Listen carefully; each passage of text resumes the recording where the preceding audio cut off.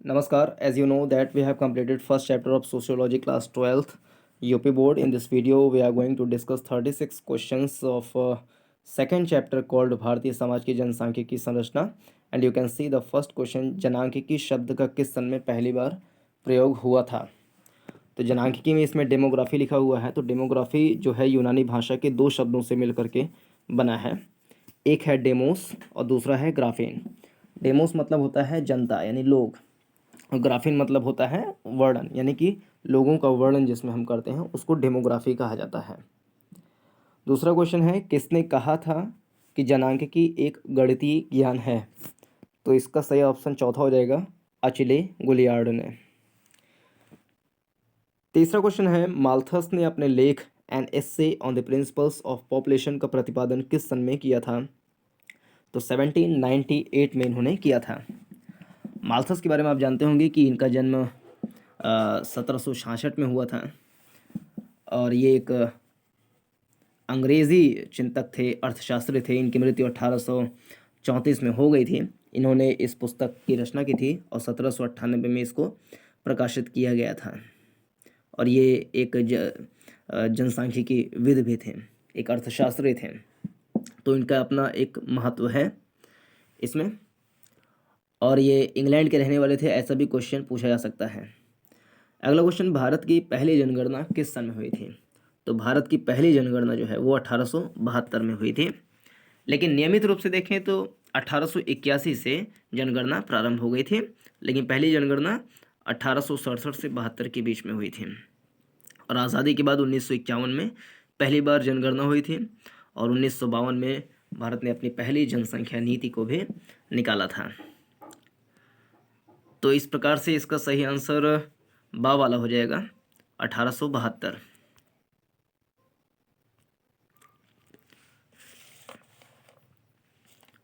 और जनगणना के बारे में ही इस चैप्टर में पूरा अध्ययन करना है। भारत की अगली जनगणना किस सन में होगी। तो अगली जनगणना 2021 में होगी। इसकी पहले वाली जनगणना 2011 में हुई थी। विश्व के देशों की जनसंख्या में भारत का कौन सा स्थान है। तो दूसरा स्थान है। पहले स्थान पर चाइना है, उसकी आबादी करीब करीब 140-42 करोड़ के आसपास है और भारत की 121 करोड़ है। तो विश्व में देखें तो दूसरा स्थान भारत का है, पहला स्थान चाइना का है। तो बा ऑप्शन सही हो जाएगा दूसरा।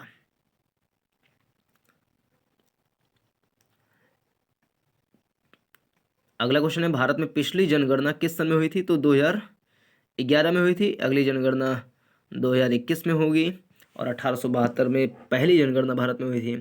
1881 में नियमित रूप से भारत में जनगणना स्टार्ट हो गया था। भारत में 2011 की जनगणना के अनुसार स्त्री पुरुष अनुपात स्त्रियां प्रति हजार पुरुष कितना था। तो 940 स्त्रियां प्रति हजार पुरुष थे। अगर इसको देखें तो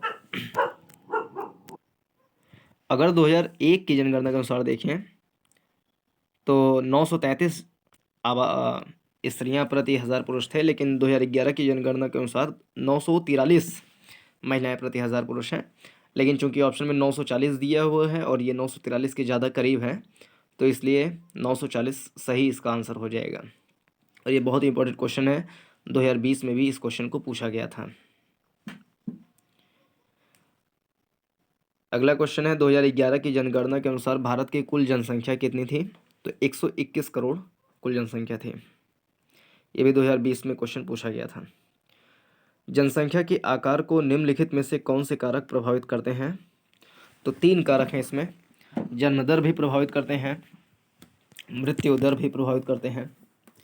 जन्म दर मतलब कि प्रति वर्ष जीवित होने वाले बच्चों की संख्या कितने हैं, जन्म लेने वाले बच्चों की संख्या। और मृत्यु दर मतलब प्रति वर्ष किसी क्षेत्र विशेष में मृत्यु होने वाले लोगों की संख्या कितनी है। और निष्क्रमण मतलब किसी एक स्थान से दूसरे स्थान पर प्रवास करने की जो बात है, निष्क्रमण हो जाना, चले जाना। तो इसमें जन्म दर, मृत्यु दर, निष्क्रमण, ये 3 के 3 ऑप्शन सही हो जाएंगे। जब जन्म दर बढ़ती है, मृत्यु दर घटती है, तो भी जनसंख्या का अनुपात बढ़ जाता है। जनसंख्या वृद्धि के सिद्धांत से कौन संबंधित है। तो माल्थस संबंधित हैं और ये इंग्लैंड के थे और एक बहुत बड़े इकोनॉमिस्ट भी थे। इसमें माल्थस सही हो जाएगा। जनगणना 2011 के अनुसार भारत में ग्रामीण जनसंख्या का प्रतिशत कितना था? तो 68.80% लोग गांव में रहते थे, जबकि 31.20% लोग शहरों में रहते थे। लेकिन अगली जनगणना जब 2021 की होगी तो पता चलेगा इसमें क्या और परिवर्तन हो गए हैं। फिलहाल 68.80% लोग ग्रामीण पृष्ठभूमि में रहते हैं, गांव में रहते हैं, और वहां पर अपनी प्राथमिक क्रियाएं कर करके लगभग 18% जीडीपी में योगदान भी देते हैं। सन 2011 की जनगणना के अनुसार भारत की संपूर्ण जनसंख्या कितनी है? तो एग्जैक्ट डाटा यहाँ पर लिखा हुआ है, लेकिन 121 करोड़ हम कह सकते हैं, लेकिन पूरा एकदम एग्जैक्ट डाटा देखा जाए तो ये हो जाएगा।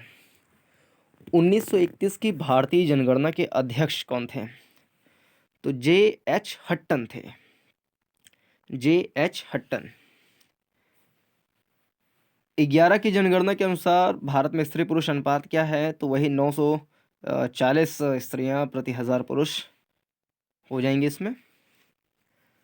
और 2011 में देखें तो 943 हैं वैसे एग्जैक्ट डाटा, और 2001 की जनगणना के अनुसार देखें तो 933 है। वर्ष 2011 की जनगणना के अनुसार भारत में नगरीय जनसंख्या का प्रतिशत निम्नलिखित में से क्या है? तो इसमें 31.80% लोग नगरीय जनसंख्या में निवास करते हैं, जबकि 31.20 होगा, और 68.80% लोग गाँव में निवास करते हैं। फिर जनसांख्यिकी मुख्यतः कितने प्रकार की होती है? तो जनसांख्यिकी 2 प्रकार की होती है। एक तो फॉर्मल जनसांख्यिकी होती है, आकारिकी जनसांख्यिकी जिसको बोल सकते हैं। एक इनफॉर्मल जनसांख्यिकी होती है जिसको सामाजिक जनसांख्यिकी भी बोल लें। तो फॉर्मल एक होता है, एक इनफॉर्मल डेमोग्राफी। तो 2 प्रकार की जनसांख्यिकी होती है। विश्व में सर्वप्रथम जनगणना कहाँ हुई थी? तो अमेरिका में विश्व में सबसे पहले जनगणना हुई थी। और कब हुई थी? तो लगभग 1790 के आसपास जो है जनगणना सबसे पहले अमेरिका में हुई थी, और भारत में 1872 में पहली बार जनगणना हुई थी। भारत में जनगणना की शुरुआत कब हुई? तो 1867 से 72 के बीच में हुई थी, और नियमित रूप से 1881 से प्रारंभ हो गया था। स्वतंत्र भारत की पहली जनगणना कब हुई? तो वर्ष 1951 में हुई थी। Essay on the principle of population पुस्तक के लेखक कौन है? तो माल्थस सही आंसर हो जाएगा। जनसंख्या वृद्धि के सिद्धांत से कौन संबंधित है? तो इसका भी माल्थस आंसर हो जाएगा। जनसंख्या में वृद्धि ज्यामितीय या गुणोत्तर रूप से होती है, यह कथन किसका है? तो यह भी कथन माल्थस का है। अगला क्वेश्चन, जनसंख्या वृद्धि के द्वितीय चरण में किस देश को शामिल किया जाता है? तो इसमें विकासशील देश को शामिल किया जाता है, जैसे कि भारत है। जनसंख्या के आकार को निम्नलिखित में से कौन से कारक प्रभावित करते हैं? तो इसमें 3 के तीनों, जैसे कि ऊपर बताए थे, जन्म दर, मृत्यु दर, निष्क्रमण, 3 के तीनों हो जाएंगे। वर्ष 2011 की जनगणना के अनुसार भारत की कुल जनसंख्या कितनी? तो 121 करोड़ जनसंख्या है। मानव निर्मित अकाल में किसे शामिल किया जाता है? तो अकाल 2 तरीके के हो सकते हैं, एक मानव निर्मित हो सकता है, एक प्राकृतिक हो सकता है। तो जो अतिवृष्टि दिया हुआ है, अतिवृष्टि मतलब होता है जहाँ पर बारिश ज़्यादा होती है, जैसे पहाड़ जिस तरफ होगा तो उस तरफ हवाएं जब चलेंगी तो वहाँ पर बारिश ज़्यादा होगी। अनावृष्टि जो छाया वाला प्रदेश होता है, वहाँ पर बारिश नहीं हो पाती है, तो वहाँ पे सूखा पड़ जाता है, इसको अनावृष्टि बोलते हैं। तो ये दो को दोनों प्राकृतिक हैं, लेकिन इसमें कह रहा है मानव निर्मित अकाल में किसे शामिल किया जाता है? तो इसमें सी ऑप्शन हो जाएगा, उर्वरकों का अति प्रयोग जहाँ पर होता है तो उसको मानव निर्मित अकाल कह सकते हैं। अतिवृष्टि जहाँ पर ज़्यादा बारिश होती है, अनावृष्टि जहाँ पर सूखा पड़ जाता है। तो अतिवृष्टि से भी नुकसान होता है, अनावृष्टि से भी नुकसान होता है, और लेकिन इन दोनों को शामिल किया जाएगा प्राकृतिक अकाल के रूप में, जबकि उर्वरकों का अति प्रयोग इसको शामिल किया जाएगा मानव निर्मित अकाल के रूप में। 2011 की जनगणना के अनुसार स्त्री पुरुष अनुपात कितना है? तो 940 स्त्रियां प्रति 1000 पुरुष हैं। वर्ष 2011 की जनगणना के अनुसार भारत की साक्षरता कितनी है? तो 74% है, 74% है, जो कि कम ही है अपने आप में। जनगणना 11 के अनुसार देश में नगरीकरण की स्थिति क्या है? तो 31.2% लोग नगरों में रहते हैं, और 68.8% लोग गाँव में रहते हैं। भारत में सर्वप्रथम जनसंख्या नीति की घोषणा कब की गई थी? तो 1952 में सबसे पहले जनसंख्या नीति की घोषणा की गई थी। 1951 में सबसे पहली जनगणना हुई थी, स्वतंत्रता के बाद में।